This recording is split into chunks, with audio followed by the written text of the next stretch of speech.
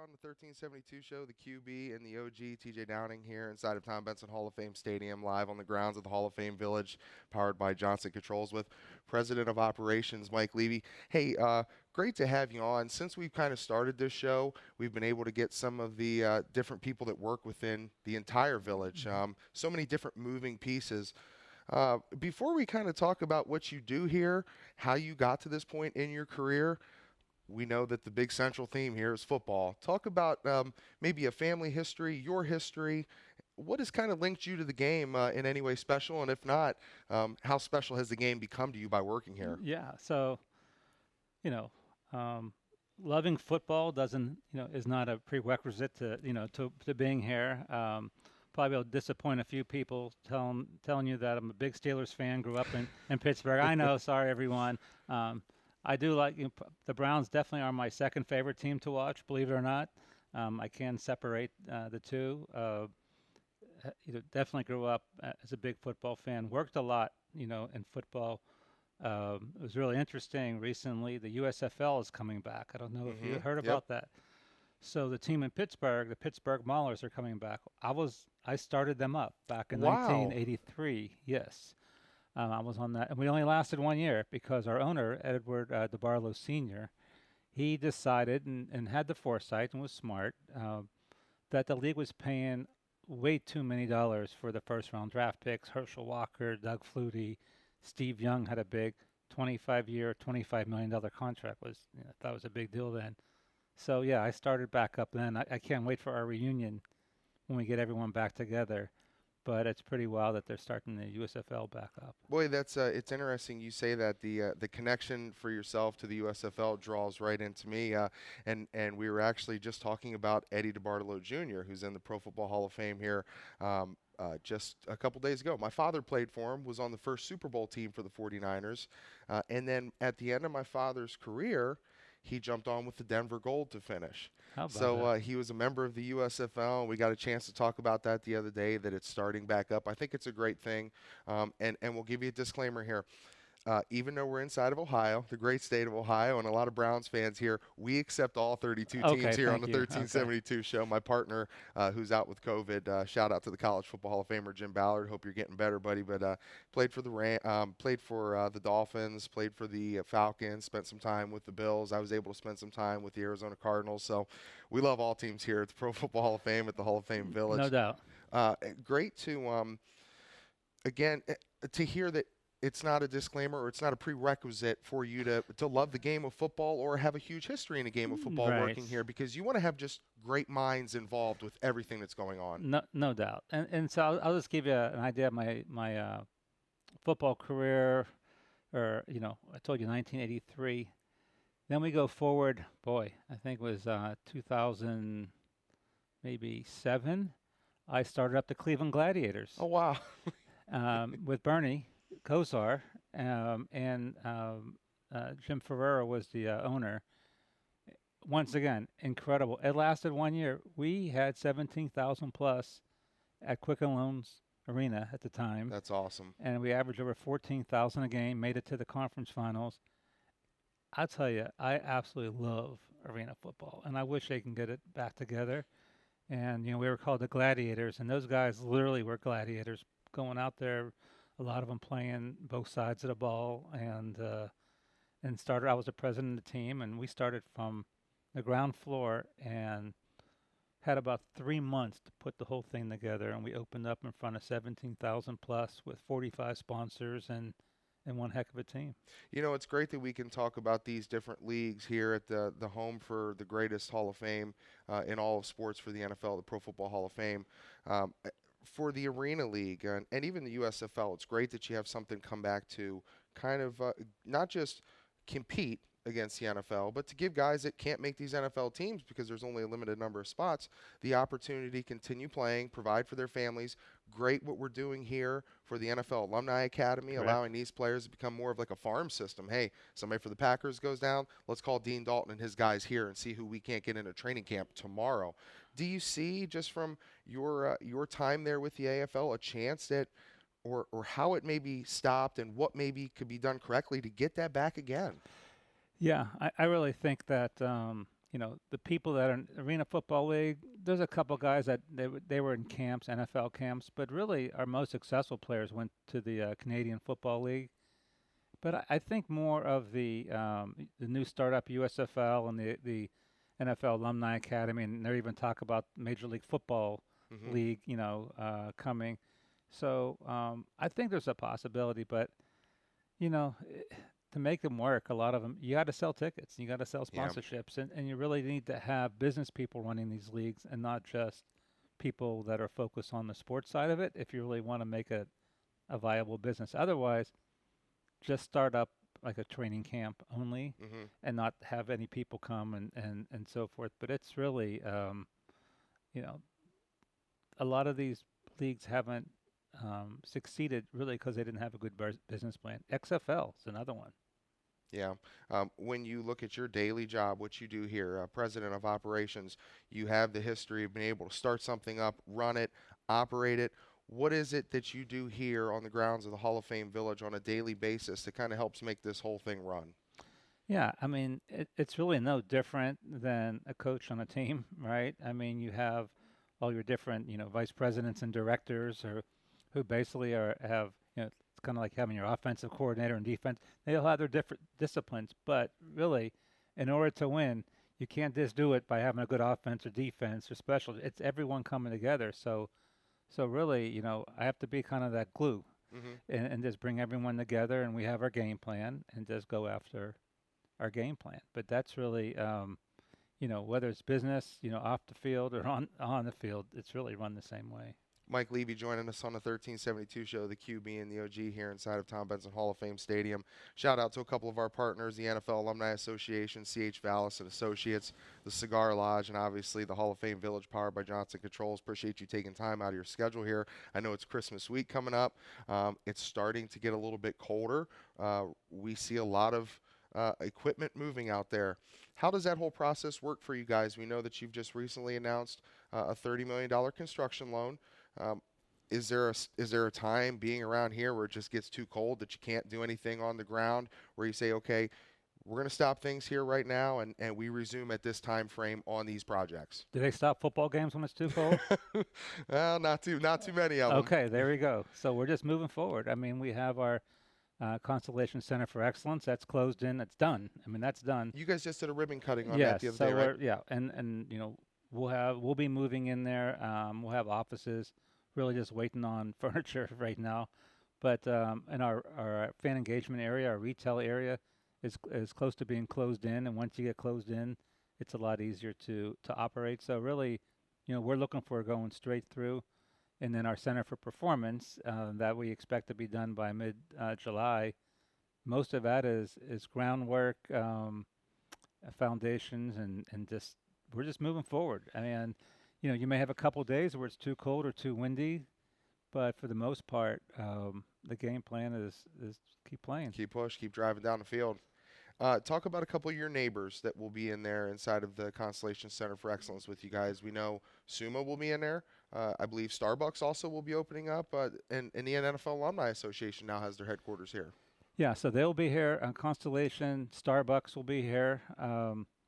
Uh, it'll be more of like it's like a I don't know about it's not soon, but it's a brain health company Okay. that will be inside of there. And then we have a number of them that are looking right now that what type of space they want in there.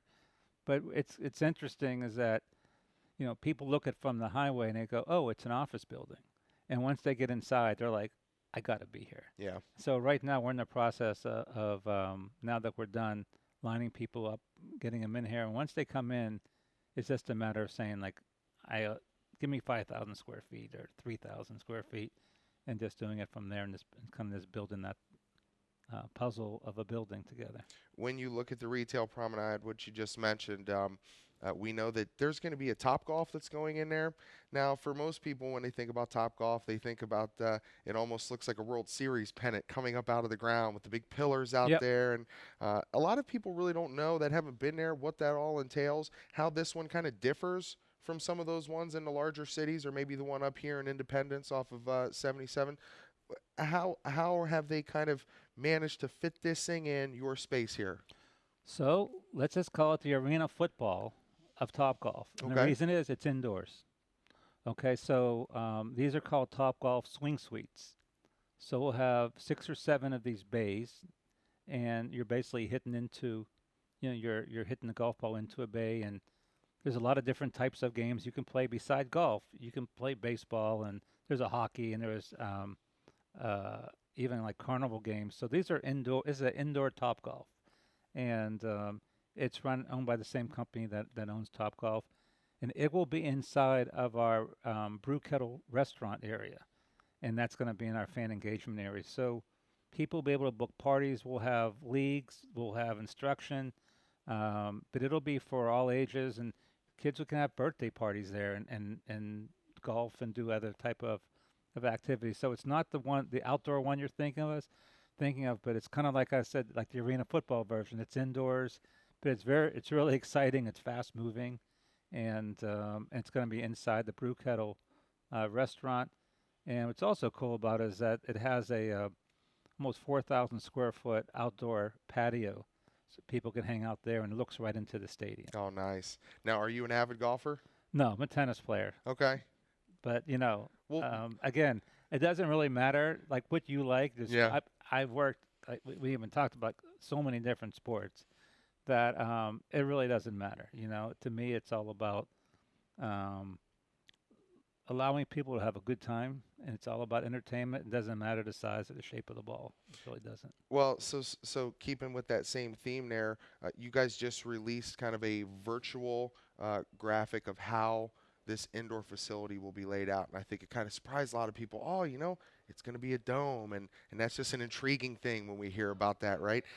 But a lot of different sports and activities are going to be able to take shape in there and go on in there. Again, we talk about cold weather around here, having that type of facility to be able to go in there and still do the same things you want, train, get better, compete. It's going to be a great asset for these grounds. Yeah, it will be. I mean, I used to work for the Cavaliers for 5 years, and part of the project, we were on the project about 6 years ago. And at the time, that Center for Performance was going to be basically an indoor football field. And we realized over the years it needs to be more to make sense. So inside our Center for Performance, it's about 70 by 80 yards. So it's not like you have a full football field. We can have a lot of games across the field. We can have youth football, soccer, but it's going to be for a lot more than sports. I mean, people will be able to train. The academy will be able to practice there. But we could have a dinner for 2,500 people. We could have different types of concerts and trade shows and so forth. So it's going to really be a versatile facility that the city really needs, but one that's going to be able to have events to bring people from out of town to come see. Well, so speaking of getting people from out of town, you've just recently hosted the Division III College Yep. Football National Championship. You've recently hosted all 7 of the divisions of the Ohio High School Athletic Association state football championships. Speak about that and how when the spotlight it's everybody wants to put the spotlight on the Pro Football Hall of Fame and the NFL, but when you're able to bring in teams like this that maybe have never been in a venue like this, that's got to be kind of almost like a touchdown moment for your team, right? I mean, when you cut the ribbon for the Center for Excellence, I mean, that's you guys crossing the goal line, right? Being able to do those things and grow this. Yeah, it's just another touchdown you score, right? I mean, being able to watch our game on ESPN the other night and look at our stadium, that's great stuff. And then same with the all different high school games. I mean, they were streamed, those games, and again in the Black College Hall of Fame game from here, and then of course the enshrinement. So, to us, like that's what we want to do. We want to continue to have big events here, to have concerts here, and these people coming in to play. These kids are beside themselves Yeah. when they come onto that field, and it's really funny to see the ones from the in high school, like the Division II, like the smaller schools, like where they haven't seen anything like this. Like Right. they're taking a ride to the big city, right? And this is Canton, and so but so it really is special to see that. We also had a pretty interesting thing happen back in, I think it was late August, September, is we had the Buckeyes practice here Yeah. a day, and that was pretty cool. And they went over to the museum and got to walk through the museum and had lunch. But they loved the facilities here and said we'll be back. and may make it for a couple days next time. But it was closed to the public, but they just loved coming in. They have some great facilities in Columbus, but they just loved what we had here. Yeah, those facilities all got built the year after I graduated Oh, down see, there. yeah, So, too you know, bad. I take a little pride in thinking that I brought in some of that money to help Oh, build those, right. but I didn't get Okay. to really enjoy them. So I'm enjoying these ones here. We're enjoying having Mike Levy, President of Operations, on the 1372 show. Um, everybody that gets to be a part of this, you mentioned the word us, that's your team. Put a little shine on those people. Maybe some people that um, they're doing a task on a daily basis that just they may not think that it's being seen and how much it's meant, but there's a lot of people, and that was a great a quote that we had down there at Ohio State. It was a Woody Hayes quote. You win with people. You really do have to have great people in your corner here to make all this happen. Yeah, no, you do. And you know what? I always tell people that there's a lot of work that happens that doesn't show up on the box score, right? That so the people don't see what happens, but a lot of people in operations, they understand that. Like they're behind the scenes and they just make things happen, and that's what they take pride in doing. We just had a meeting this morning, 8 o'clock, our operations team, and we said, look, we just pulled off 7 games in 3 days, followed by this, this Stag Bowl, and we have other events going on here. I mean, we have people booking events, private events at the stadium all the time that they have to support. We also have these new buildings that are open.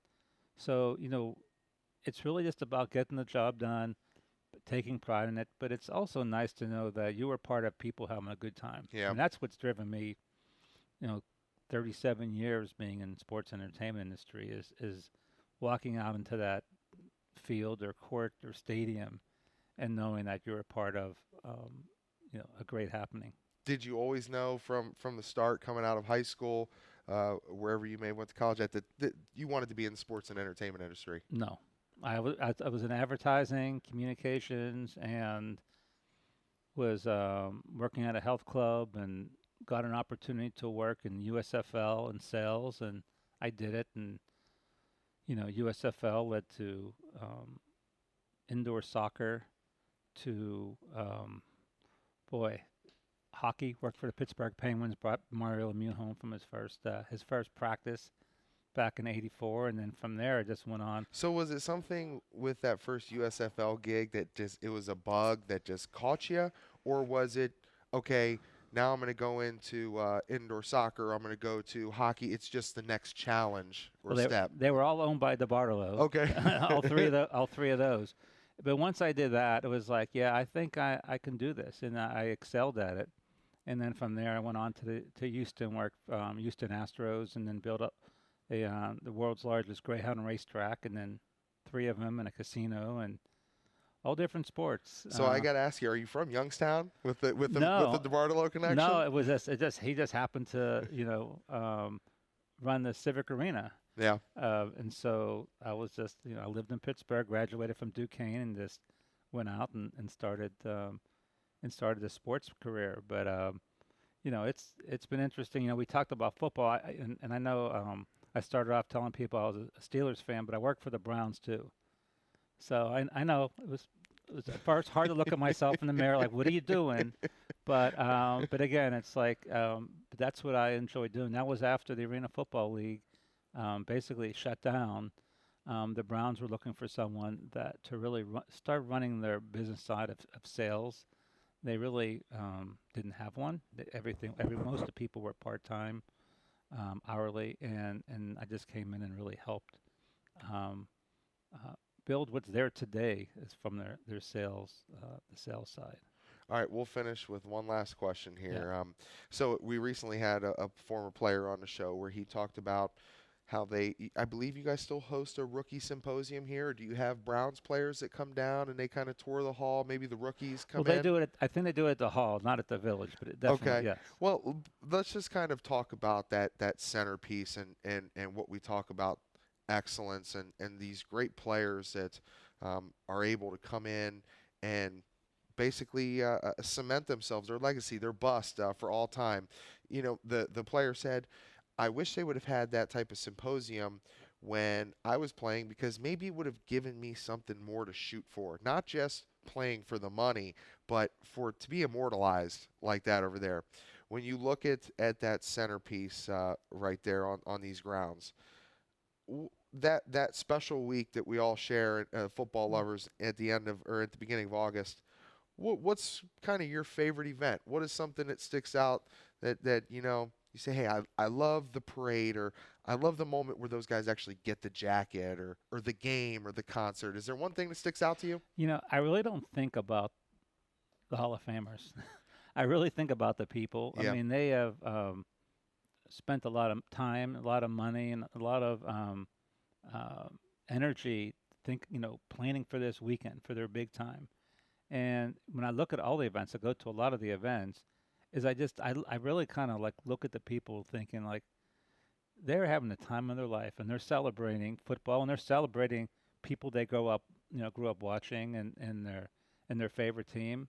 And it all just comes together that particular weekend. Now this past year, personally had a great time because I got to see a ton of Steelers here and a lot of Steeler yeah, fans here. I mean, it was pretty awesome. And so I kind of put myself in the shoes of the people. I'm always like looking from the outside, and here I am, like I'm one of them. I'm like taking pictures of the terrible towels wave and everything. But no, I thought it's really interesting. I will say this, and we just made an announcement this morning, and Isaac Bruce, Hall of Famer, he was inducted in 20, but basically, we didn't have the ceremonies, so he was there this past year, and he decided to bring one of his stores, his ice cream. It's called Smoosh Cookies. It's like these custom ice cream sandwiches. They're down in Florida. They're down in Texas. He's bringing them here, and he is going to be opening up a unit in our fan engagement area this summer, by that's the summer. awesome. And I've been on the phone with him and his wife for a number of weeks, and they can't wait to open this up. There's an example of someone who said, "I want to give back to Canton, to the community," and it was like the time of his life, Yeah. being here Oh, and what a great for speech enshrinement. too. Oh, he's just an incredible, incredible person, right? And so, and we hope more of that is going to happen. And having worked for like Major League Baseball for 10 years and the NBA and all these different sports, I mean, I got to know a lot of these players, and it's really interesting. And I'll just talk one of them, like George Brett, for example. When I worked for the Royals, he was inducted into the Baseball Hall of Fame, and I got to tour the Hall of Fame with the team. It was us and the Rangers. It was Okay. the Royals and the Rangers, and they closed it down, and we got to do it late at night, and to see these players going through and looking at all the history, it was amazing. It was just really incredible, that they realized like I want to do this. Like they had something to shoot for, and you always wonder like what's going on in their mind, like when they walk through the Hall of Fame, guys who haven't made it yet, and it's really interesting. I mean, there's a lot of guys who walk through, current players who don't know a lot of these players have been, and they start learning about them. And it's like, wow, he did what? And so it's pretty interesting. It's an interesting divide now where you're gonna have. You mentioned the two for class this past year. You have your modern era guys, and then you got some guys where there's a lot of people who, when they hear the name Don Shell, they have no idea who you're talking about, right? But one of the greatest Oh man, he could hit people. secondary guys Oh boy, ever, a legendary Pittsburgh Steeler, and well, I'll tell you what, Mike, great interview, great content, bringing this stuff to us. I really appreciate it. I know my partner Jim Ballard does here on the 1372 show, the QB and the OG. TJ Downing wrapping up with President of Operations Mike Levy here on the grounds of the Hall of Fame Village, powered by Johnson Controls. And I just got to say, I think it's such an interesting take when you mentioned when you came on, you said, my job is kind of, I'm the glue that kind of right, holds a lot of things together. And your take on that enshrinement week is really, it's not about the Hall of Famers, it's about the people. They are the glue that keeps the game together. Without the right. people, without the fans, we don't connect 32 football teams. We don't connect the past, the legacy, the glory of the game. I think that's a great take, and Yeah, I really appreciate you taking time out of your day here, Christmas week, spending some time with me on the show and absolutely. catching us up. My pleasure. Anytime. All right, Mike Levy joining us here on the 1372 show. We'll be back with more after this. At C.H. Vallis and Associates, we've been proudly serving the greater Stark County community for over 78 years. Locally owned, we cover your home, auto, business, and life insurance along with your group benefits. Our partnership with auto owners has allowed us to span not only Ohio, but throughout the entire country. Did you know that Auto Owners, an A++ rated company by AM Best and a Fortune 500 company, has ranked C.H. Vallis and Associates a top 10 insurance agency in the state of Ohio? From your basic home and auto needs to insuring some of the largest companies in America, there's a reason people choose C.H. Vallis and Associates and Auto Owners. Our dedication and passion for our clients and their coverage is part of our commitment to excellence. For all your insurance coverage needs, there's only one call to make, and that's C.H. Vallis and Associates, located at 1302 South Main Street in North Canton. Contact us at 330-494-2776 today and see the difference in customer satisfaction. So a strong drive put together by Ritter in this offense, and back to Ford. He is into the end zone on a huge hole. First one on the ground for Cincinnati. 21 yards for the Alabama transfer. Welcome in on the 1372 show. The QB and the OG rolling solo today. My partner Jim Ballard still down with the sickness, got the COVID, so we're sending him some well wishes. Hoping he gets back up on his feet here soon. But special show today. You're actually, Vinny, since we've started this, our first active live player. Most of the guys that we've been interviewing have all been kind of through the NFL alumni and NFL Alumni Association, former and past players. So we're lucky today on the 1372 show, the QB and the OG.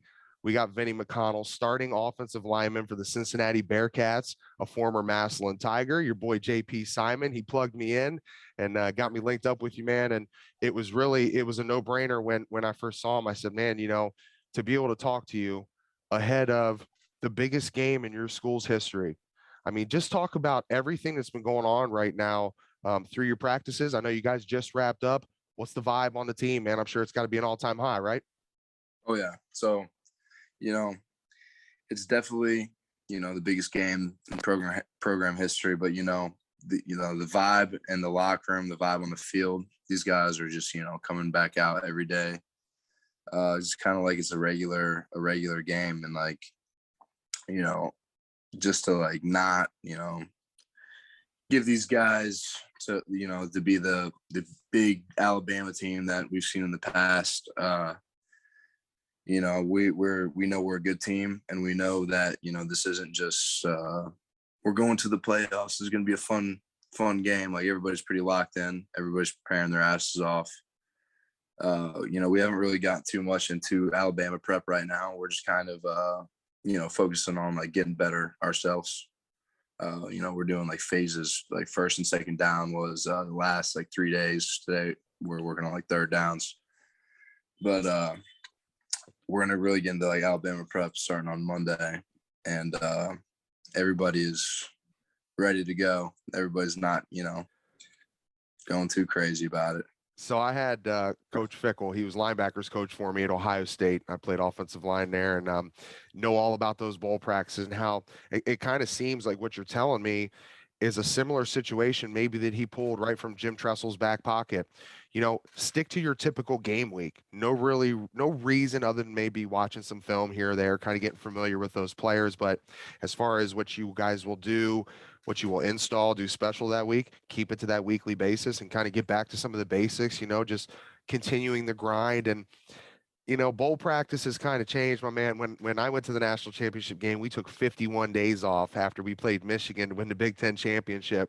Now you guys have your championship game. You guys just came off of that. Talk about the feeling in the locker room.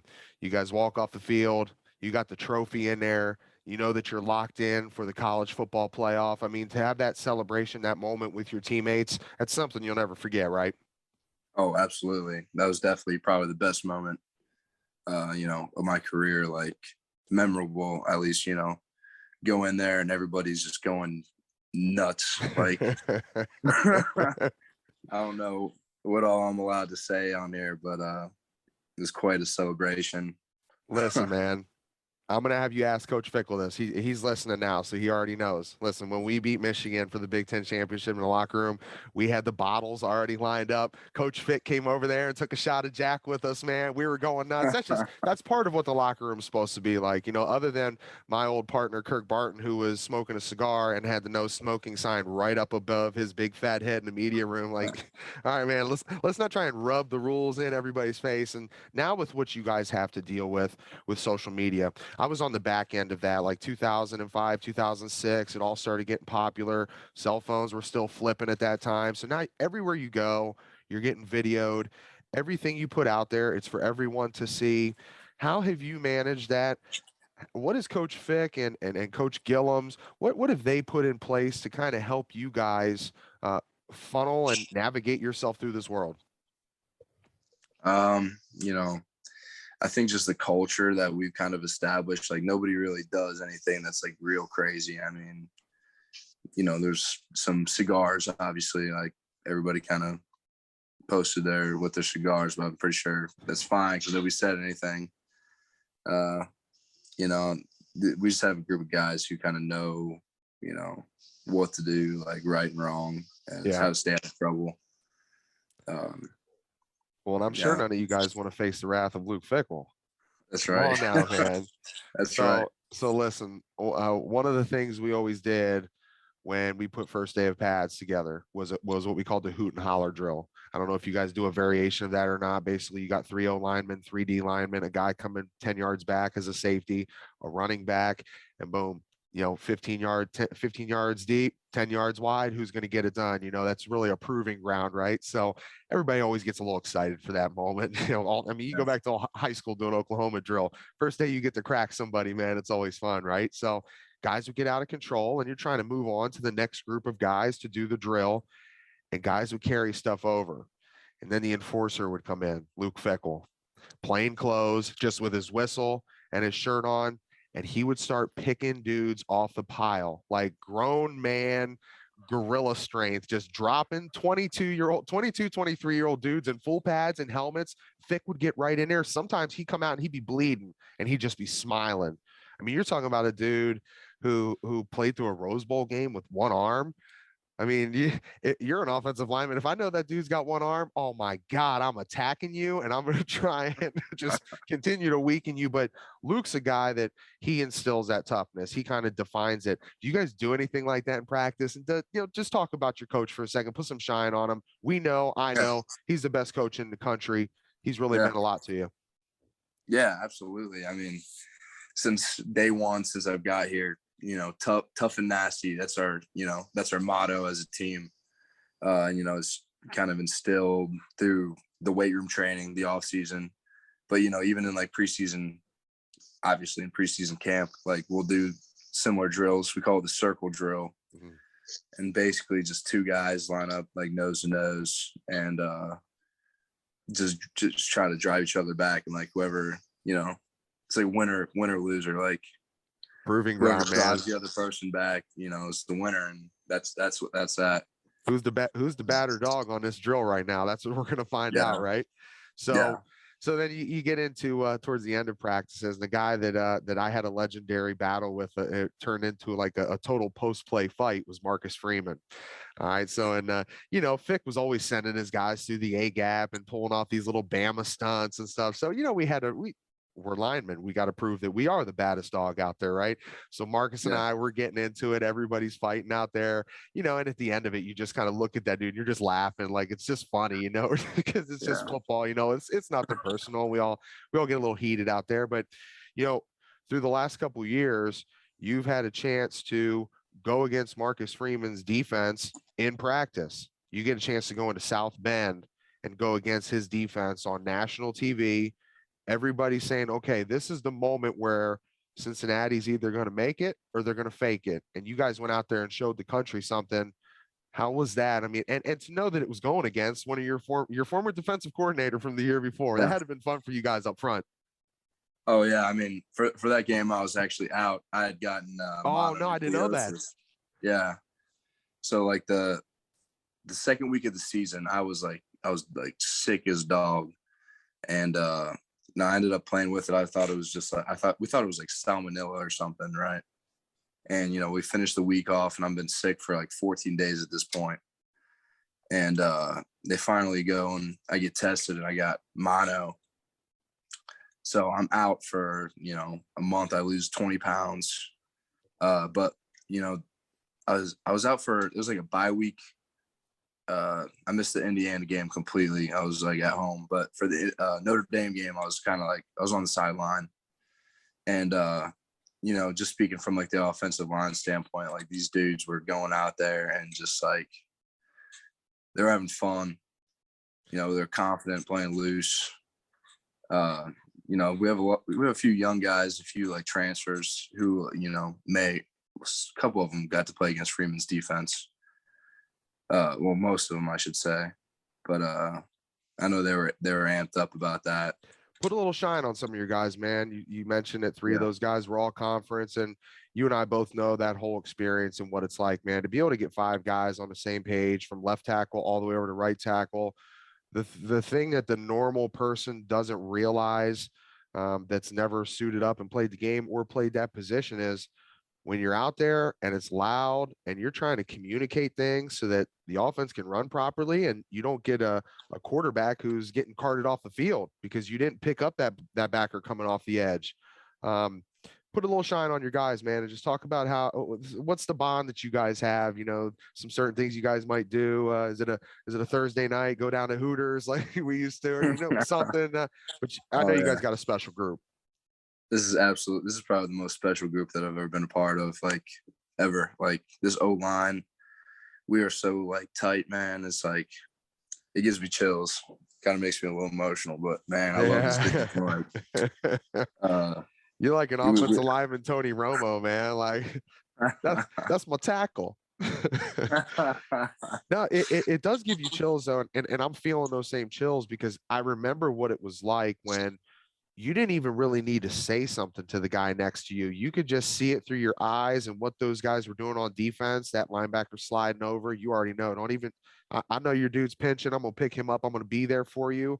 You ain't even got to worry about it. I got your back. Yeah. I mean, for sure. To go out there and play like that, I think that's something that will really lend its hand to you guys going up against Alabama. I mean, to be able to have that, when you're going against a team like Bama, listen, you and I both know, I mean, everything that has happened there through history. I mean, it's one of the most prestigious football schools out there, right? And you guys are at a point where you're putting Cincinnati on the map as a football school from what you guys have done in the past. I mean, so many people, they signify Cincinnati with the basketball team and Kenyon Martin and the way those guys used to play. And you guys are changing the culture there, man. And to be able to have a line that can go into this game and do something like that, that kind of lends its hand to you guys, doesn't it? Oh, absolutely. Matching their physicality. Loud. Yeah. Cotton Bowl, man. Hey, when you had dreams as a kid, man, you came out of Massillon, you played for Nate Moore. Shout out to the program that he's put together over there. I know you're a proud Massillon Tiger. You guys all are. When you had dreams as a kid, of what your sports career or sports journey would turn out like, I mean, was it visions of lining up in the Cotton Bowl on December 31st? Not exactly as to be honest, I grew up a Buckeyes fan for sure, and out of high school I was a little under recruited, but came to Cincinnati and believed in Coach Fickle and what he had going on. He told me we're gonna be a tough, nasty team. We're gonna work, and I believe that what he was preaching was gonna be resulting in a pretty good football team. And like at the time, like I wasn't really thinking like we're going to the playoffs eventually. You know what I mean? But like, man. You started a run over there that's just like trickled down, man. I mean, all the consecutive regional championship games and the matchups and deep postseason runs. And do you mess with your boy Thayer at all? Did you tell him like, hey man, I'll hold it down for you in the college football playoffs? Well, shout out to Thayer though, man. Seeing he just got named first team All-American. So the boys gonna get a tree down there in Buckeye Grove. Hey, when you think about all the former players, the guys that have really started to establish themselves from Cincinnati, I mean, we talked about JP Simon and everything he's doing in the Massillon community. I'm partnering up with him, doing a couple ventures out there, and guys like Brent Selleck and the Kelseys and Brandon Underwood, a guy that I played with at Ohio State, and he transferred down there and ended up being a Super Bowl champion. And even one of your coaches, Gino Gaduli. Yeah. When I was coming out of high school, Gino was hitting the map, and he almost clipped us in 2002 when we won the national championship. I mean, it's got to be a pretty proud moment for him as well. And how does he kind of share in that with you current players? Because there's not a huge age difference or gap.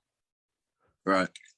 He doesn't really, confront the team a whole lot, but after the games, like some of the ones where Desmond has broken some of his records, he'll get up and just kind of express how much he cares for us, and he doesn't really care about the record being broken.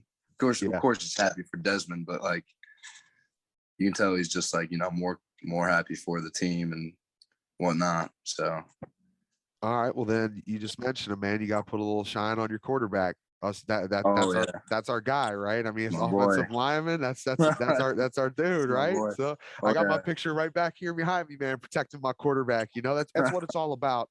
How is that relationship? I know he's got to love his big boys up front, right? Oh yeah. We love Desmond a lot, man.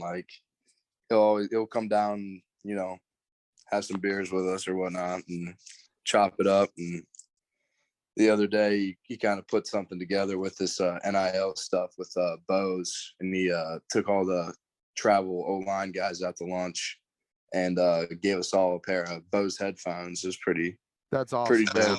Yeah.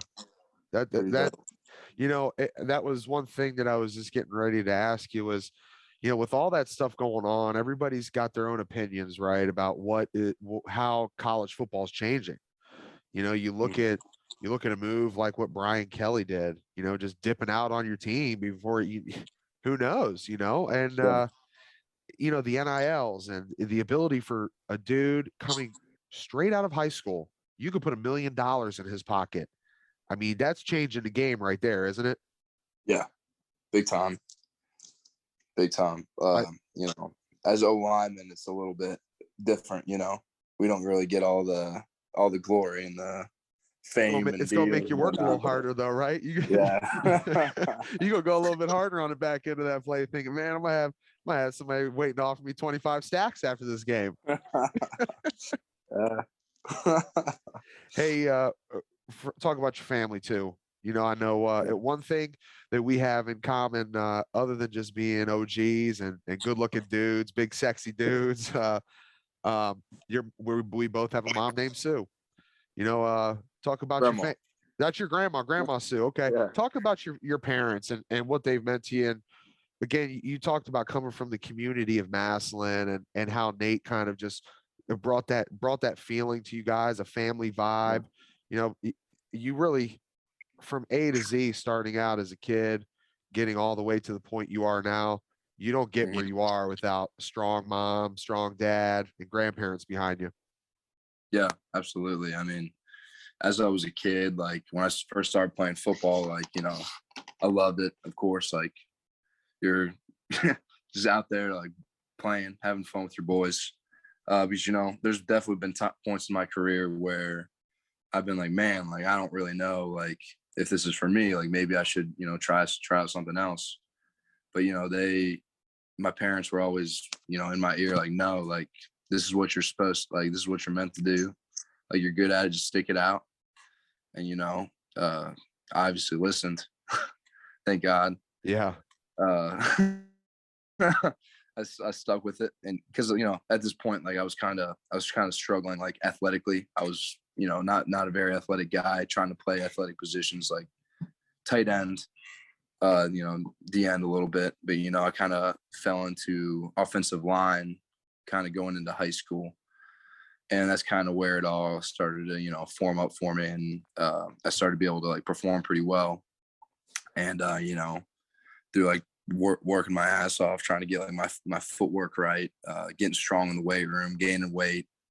I was kind of able to turn myself into a little bit of a player, thanks to my mom and dad, pushing me, supporting me, feeding me, keeping the fridge full. Man, so you probably don't know this, but your sophomore year, it was either your sophomore or your junior year. I covered every one of your football games in high school that we did on the radio at Q92. It was fun to kind of be there and kind of see that run and how it started with Coach Moore and the Tigers and what he's been able to put together. When I saw you come back, I'm thinking, wasn't he a tight end last year?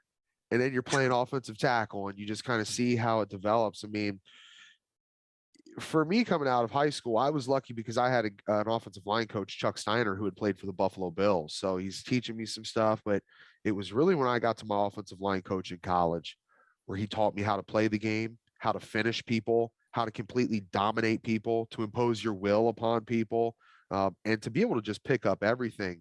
Your offensive line coach, I want you to share a couple thoughts on him and just really like what are some of your guys like base fundamentals of what you do? Are you guys an aggressive first step coming right off the ball or compared to what I did, which is kind of just a little bit of a pick up, put down so that we can pick up everything? I mean, I'm sure a lot of the teachings of your offensive line coach, that's what's allowed you guys to have the success. Oh, for sure. So, we kind of teach like, when we step, we want to get into the line, kind of get into the defender, and definitely he doesn't like to duck walk. He just teaches us to like, get on him and run through him. But he's a old school dude, but like, his technique works, and we've been able to have a lot of success with it. So now coming up at the end of the season, just flash forward a little bit. And let's we'll role play here a little bit. I'm a NFL GM. You've been invited to play in the Hula Bowl. If there is one thing you would want every coach in the NFL, every head coach, every offensive line coach, every GM, every scout to know about Vinny McConnell ahead of the college football playoffs, what would that be? What would you say to how would you sell yourself to the NFL? As in like a few words or like. Well, I'll tell you what, when you get in front of an NFL coach, you better start talking and don't stop, man. Don't give him a reason to let you go. I made that mistake, my man, and I was in training camp for about 3 weeks and I never came back. I gotcha.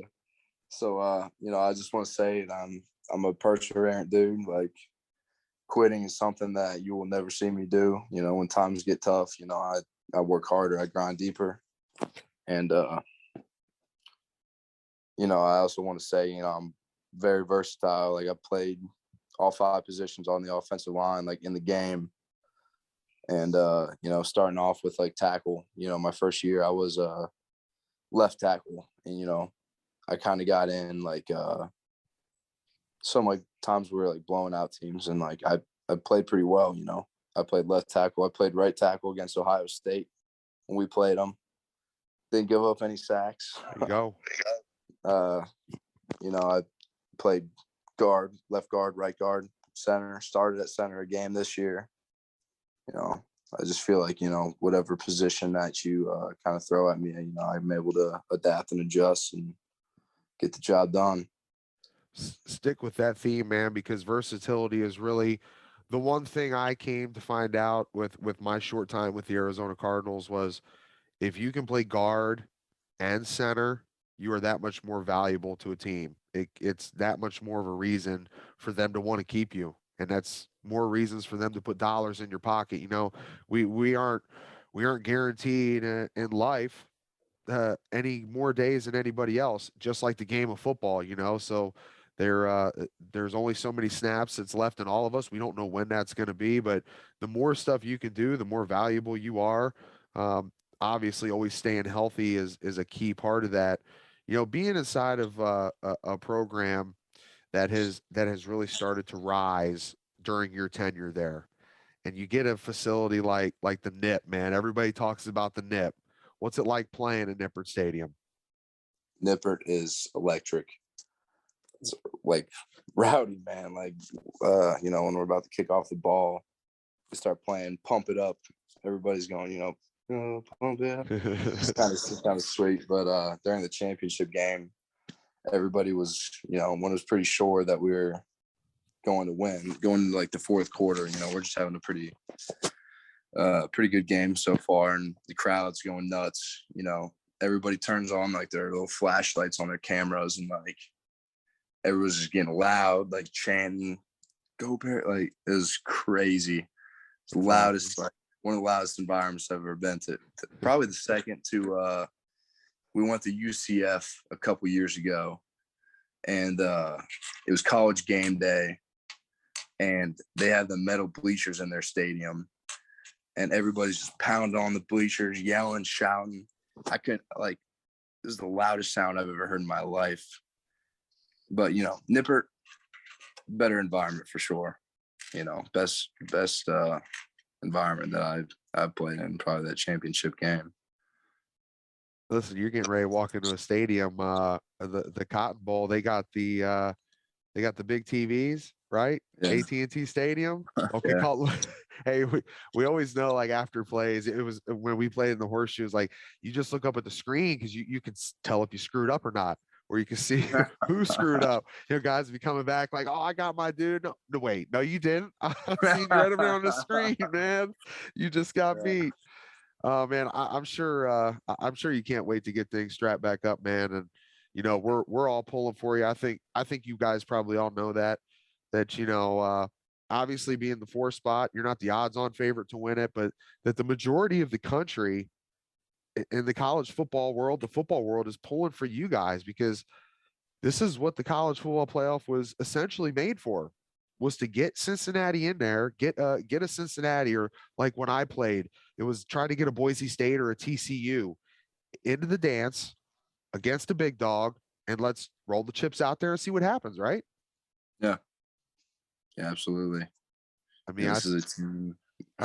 You guys got. I mean, I got to think that you guys are going to surprise a lot of people on the 31st. I think so as well. The cards are kind of falling into place for us throughout the season, and even in this game, like, some of our strengths are being the underdog, or kind of having nothing to lose. So I think that we're playing with a lot of confidence, playing with a chip on our shoulder. It's definitely going to be a shock to a lot of people what happens on that day. How much were you guys looking at, like, who could we potentially be playing? I mean, because it was kind of floating around there. I can't remember how the timeline matched up, Ted.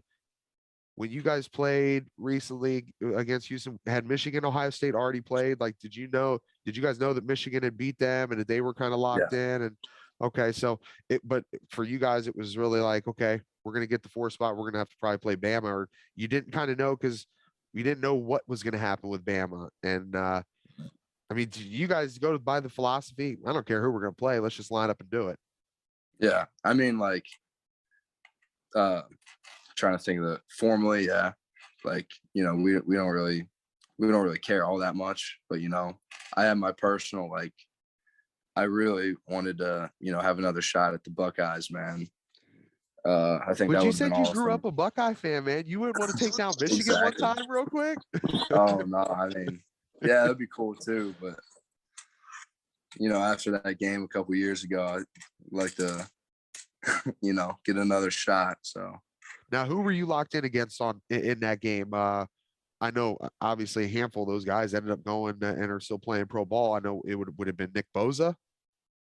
No, it was I'd blocked Chase Young a few times. I forget who the other end was. Yeah.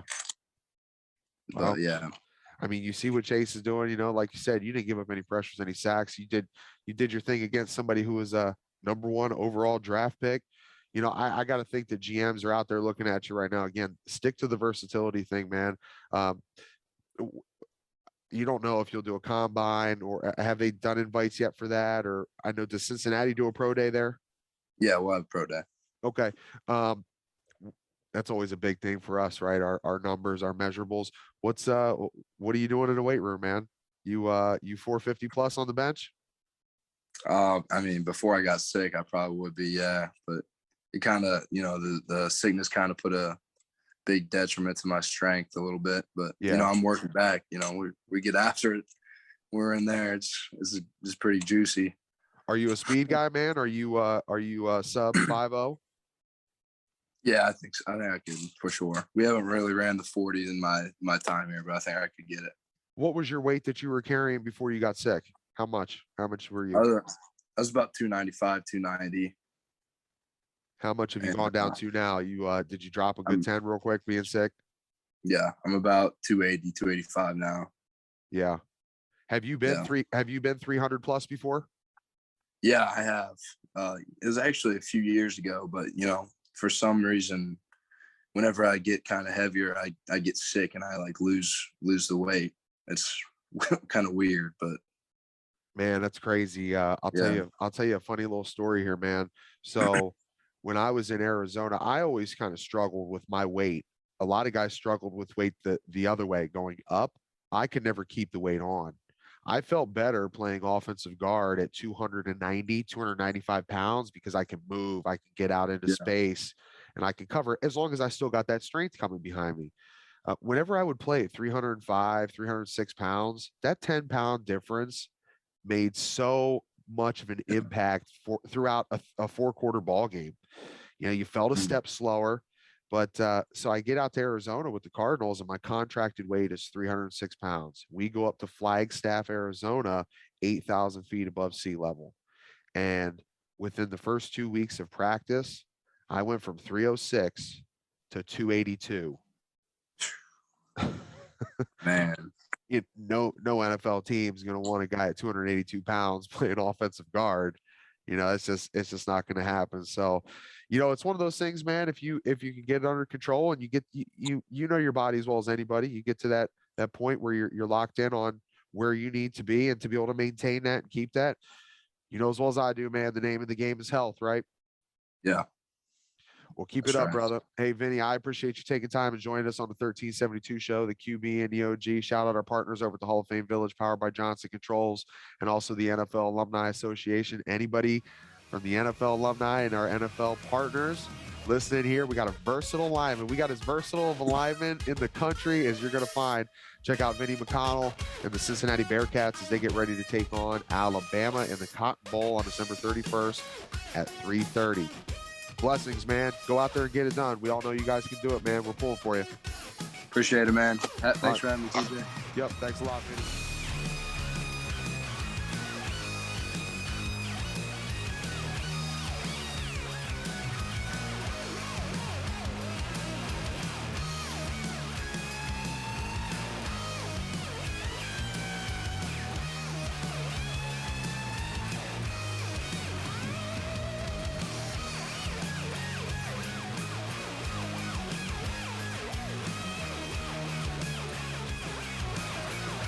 So a strong drive put together by Ritter in this offense. And back to Ford. He is into the end zone on a huge hole. First one on the ground for Cincinnati. 21 yards for the Alabama transfer.